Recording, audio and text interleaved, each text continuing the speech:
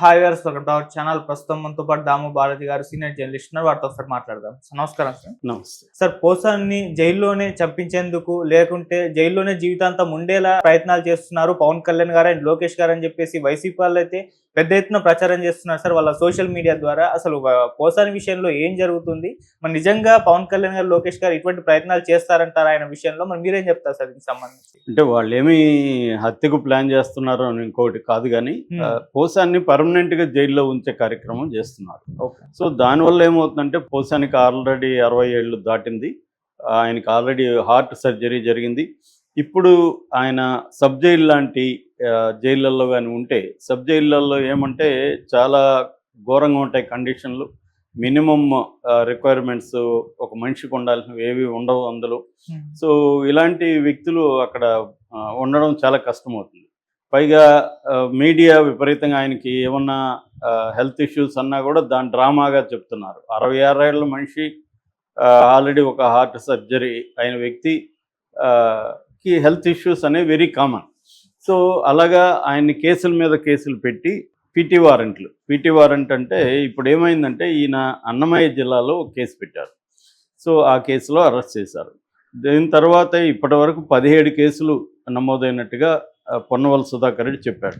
నిన్న ఏమైందంటే 3 జిల్లాల వాళ్ళు, ఒకరేమో పల్నాడు జిల్లా నర్సరావుపేట పోలీస్ స్టేషన్, తర్వాత అల్లూరు జిల్లా, తర్వాత అనంతపురం జిల్లా, ఈ 3 జిల్లాల పోలీసులు పీటీ వారెంట్లు కోర్టులలో తీసుకున్నారు. పీటీ వారెంట్ అంటే ప్రిజనర్ ట్రాన్సిట్ వారెంట్ అంటారు. ప్రిజనర్ ట్రాన్సిట్ వారెంట్ అంటే అర్థమైందంటే ఒక వ్యక్తి ఒక కేసులో జైల్లో ఉన్నప్పుడు, ఆ వ్యక్తి వేరే కేసుల్లో కూడా ఉన్నప్పుడు, వేరే కేసుల్లో ఉన్న పోలీసులు ఆ వ్యక్తిని మేము కూడా కోర్టుకు ప్రొడ్యూస్ చేస్తాము ఫలాని కేసులో అని కోర్టుని అడుగుతారు వారెంట్ ఇవ్వమని. సో కోర్టు పీటీ వారెంట్ అని ఇస్తుంది. ప్రిజనర్ ఇన్ ట్రాన్స్, ఆల్రెడీ జైల్లో ఉన్నాడు కాబట్టి ఒక కేసులో జైల్లో ఉన్నప్పుడు ఆ కేసులో బెయిల్ వచ్చినా లేకపోతే బెయిల్ రాకపోయినా ఆ వ్యక్తిని తీసుకొచ్చి ఇంకొక కేసులో కోర్టులో ప్రొడ్యూస్ చేస్తారు. ఇది మామూలుగా సిఆర్పిసి 267 ఉండేది. ఇప్పుడు బిఎన్ఎస్ఎస్ భారతీయ నాగరిక సురక్షా సంహితలో 302 ఈ సెక్షన్ చెబుతుందన్నమాట. 302 ప్రకారం పీటీ వారెంట్ ఇష్యూ చేసే అధికారం మ్యాజిస్ట్రేట్కి ఉంటుంది, అడిగే హక్కు వీళ్ళకు ఉంటుంది. సో వీళ్ళు ఏం చేస్తారంటే ఇతన్ని ఇప్పుడు నిన్నేం చేస్తారు వీళ్ళంటే ఇక్కడ నర్సరావుపేట పోలీసులు తీసుకెళ్ళి ఆయన్ని రాజంపేట రైల్వే కోడూరు జైల్లో సబ్ జైలు నుంచి తీసుకొచ్చి ఇక్కడ కోర్టులో ప్రొడ్యూస్ చేశారు. కోర్టు మళ్ళీ దీంట్లో కూడా రిమాండ్ ఇచ్చింది.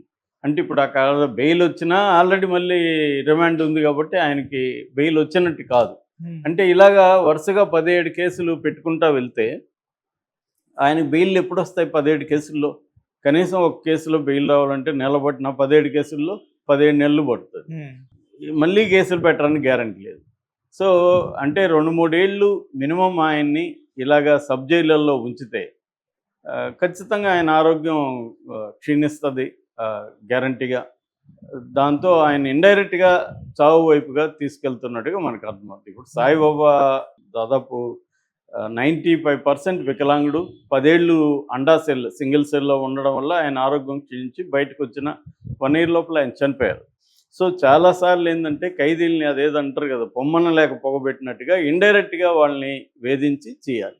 అయితే దీనికి ఇప్పుడు ఇతను అర్హుడా అన్నప్పుడు ఖచ్చితంగా ఇతని మీద కేసు పెట్టదగిన నేరం అయితే తను చేశాడు పోసాని. ఎందుకంటే అతి దారుణంగా పవన్ కళ్యాణ్ గురించి, వాళ్ళ ఫ్యామిలీ గురించి, స్త్రీల గురించి, పిల్లల గురించి దారుణంగా మాట్లాడాడు, నో డౌట్ అది. కానీ ఆయన ఆ కేసు ఈయన మీద పెట్టారా? పెట్టలే. నేను మొన్న కూడా చెప్పిన, అంటే తెలుగుదేశం కూటమి ప్రభుత్వం ఒక విచిత్రమైన పద్ధతిని ఇప్పుడు ఎంచుకుంది. అదేంటంటే ఒకరిని తిట్టుంటే ఆ తిట్టిన వాళ్ళు కేసు పెట్టరు, ఎవరో సంబంధం లేని ఎల్లయ్య పొల్లయ్య కేసు పెడతారు. ఎక్కడో సడన్గా కేసు పెట్టిన 2 రోజుల్లోనే వచ్చి అరెస్ట్ చేసి తీసుకెళ్ళిపోతారు. ఈ కేసులు ఏవి కూడా నిలబడే కేసులు కాదు. కానీ ప్రాసెస్ ఈజ్ పనిష్మెంట్ కాబట్టి ఈ కేసుల్లో అరెస్ట్ చేద్దాం. సో దీంట్లో క్లియర్గా ఏంటంటే రాజ్యాంగాన్ని ఉల్లంఘిస్తున్నారు, లీగల్ ప్రొసీజర్ని వీళ్ళు ఉల్లంఘిస్తున్నారు, ఒక చెడ్డ సంప్రదాయానికి తెరదీశారు. ఇదే పని రేపు జగన్ కూడా చేస్తాడు. అధికారంలోకి వచ్చినాక జగన్ కూడా ఇలాగే కేసులు పెట్టించి అరెస్టులు చేసుకుంటూ వెళ్తాడు. ఇది ఎడతెగని వ్యవహారం. సో వీళ్ళ రివెంజీ వాళ్ళ రివెంజీ ఇలాగా అదొకటి. రెండోది పోసాని కృష్ణమురళి లాగా తిట్టిన వాళ్ళు తెలుగుదేశంలో లేరా, జనసేనలో లేరా? అసలు పోసాని కృష్ణమురళి అలా తిట్టడానికి కారణమే జనసైనికులే కదా. వాళ్ళు 3 రోజుల పాటు ఇతన్ని ఇంట్లో నుంచి కూడా రానియకుండా అజ్ఞాతంలోకి వెళ్ళేట్టుగా చేసింది ఎవరు? జనసైనికులే కదా. సో ఇవన్నీ అంటే వాళ్ళు చేసినంత మాత్రం నేను తిట్టుండకూడదు. ఖచ్చితంగా ఈయన ఏంటంటే దానికి సంబంధించి పోరాడున్నారు తప్ప నిజానికి ఇతను తెలుగు సినిమాలో టాప్ 5లో ఉన్న రైటర్స్లో ఒకడు. నాకు తెలిసి 3వ ఎక్కువ నెంబర్ ఆఫ్ సినిమాలకు రాసిన వ్యక్తి 3వ ఉంటాడు సత్యానంద్. తర్వాత పరచూరు బ్రదర్స్ తర్వాత ఈయన ఎక్కువ రాశాడు. తర్వాత డైరెక్ట్ చేశాడు కొన్ని సినిమాలు. మంచి యాక్టరు. ఇవన్నీ ఉండి అనవసరంగా అతను తన లైఫ్ని రూయిన్ చేసుకుంది. దాదాపు 100 కోట్ల పైన ఆస్తి ఉంది. పిల్లలు బాగా చదువుకున్నారు. అన్నీ బాగుండి అతను ఒక నోటి దోల వల్ల ఈ స్థితి తెచ్చుకున్నాడు. నిజానికి అతను ఆ స్థాయిలో మాట్లాడాల్సిన అవసరం లేదు. ఇప్పుడేమో వాంగ్మూలంలో సజ్జలు చెప్పేటేనే మాట్లాడాను. సజ్జలు చెప్తే మన బుద్ధి ఏమైంది? సో సజ్జలు బూతులు తిట్టమంటే మనం ఎవరినంటే వాళ్ళని తిట్టచ్చా? సో అది రాంగ్. సబ్జెక్టు మాట్లాడాలి, అవతల వ్యక్తుల్ని రాజకీయంగా విమర్శించాలి, కానీ పర్సనల్గా వెళ్ళిపోయి అతనిజంగా మాట్లాడడం కరెక్ట్ కాదు ఫస్ట్. కానీ అలాంటి వాళ్ళే తెలుగుదేశంలో లేరా, జనసేనలో లేరా అంటే ఉన్నారు. ఉన్నప్పుడు ఏమవుతుంది? అందుకనే ఎవరికి ఇక్కడ మోరల్ గ్రౌండ్ లేదు. ఇప్పుడు పోసానిని విమర్శించే మోరల్ గ్రౌండ్ తెలుగుదేశం వాళ్ళకి లేదు, జనసేన వాళ్ళకి లేదు. జనసేనని తెలుగుదేశంలో విమర్శించే మోరల్ గ్రౌండ్ కావచ్చు, పోసానిని అరెస్ట్ చేయడం కరెక్ట్ కాదనే మోరల్ గ్రౌండ్ కావచ్చు, జగన్కి కానీ వాళ్ళ కూటమి పార్టీలో జగన్ అండుకోకు కానీ ఎవరికి లేదు. ఎందుకంటే జగన్ అండ్ బ్యాచే కదా వీళ్ళ దగ్గర ఇవన్నీ మాట్లాడిచ్చింది. మొన్న ఎవరో చెప్తున్నారు, నేను మర్యాదగా చంద్రబాబు గారు లోకేష్ గారు అంటుంటే నాకు పైనుంచి వచ్చాయి, మీరు గారు ఎందుకంటారు, గట్టిగా తిట్టండి అని వచ్చాయని చెప్తున్నారు ఎవరు వైసీపీలో. అంటే అలాగా భయంకరంగా పర్సనల్ లెవెల్లో అటాక్ చేయించింది ఎవరు? జగనే కదా. జగన్ కావచ్చు, ఎవరైనా వైసీపీ నాయకులు.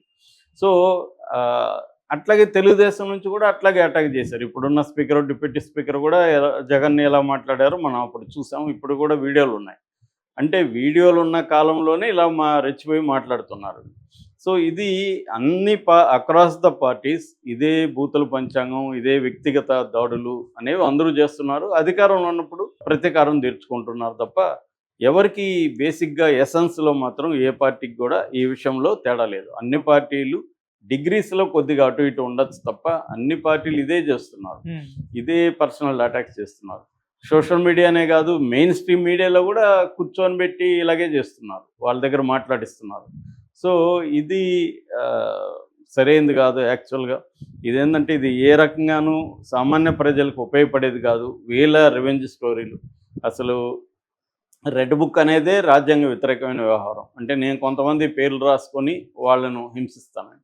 అయితే లోకేష్ అలా రాసుకోవడం వెనక కూడా మళ్ళీ రీజన్ ఉంది. ఎందుకు రాసుకోవాల్సి వచ్చిందో లోకేష్, దానికి జగనే కారణం.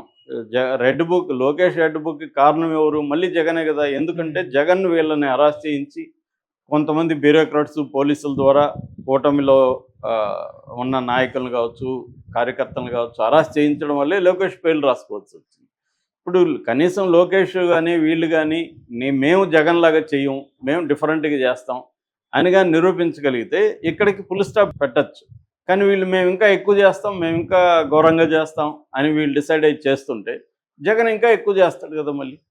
సో ప్రజల్లో కూడా వాళ్ళు చేశారు, మీరు చేశారు, వాళ్ళు చేశారు అన్నట్టుగా అయిపోతుంది తప్ప తేడా అనేది మేము ఒక డిఫరెంట్, జగన్ కంటే బెటర్ మేము అన్న ఇది చంద్రబాబు ప్రభుత్వం తీసుకురావడంలో ఫెయిల్ అవుతుంది. అంతకంటే వరస్ట్ మేము అదేదంటారు కదా, ఆయనే లోకేష్ నేను పరం మూర్ఖుడిని అని చాలాసార్లు చెప్పుకున్నాడు. జగన్ కూడా ఎవరు మూర్ఖుడు కాదు, నువ్వు మూర్ఖుడు అయితే అతను మూర్ఖుడు స్క్వేర్. కాబట్టి మళ్ళీ నువ్వు మూర్ఖుడు ఇంకేదో అవ్వాలి అంటే సీక్వెల్స్ వస్తూ ఉంటాయి కదా డబ్బులు సినిమాలు. అలాగే వీళ్ళు సీక్వెల్స్ తీసుకుంటా వెళ్తున్నారు రివెంజ్లో. ఇది ఏ రకంగానూ ప్రజలకు ఉపయోగపడేది కాదు. దీనికి ఎక్కడో ఒక చోట ఫుల్ స్టాప్ పెట్టాలా. ఇది మాత్రం ఖచ్చితంగా ఒక విసియస్ సర్కిల్లో నడుస్తున్నాయి రాజకీయాలు. Thank you so much.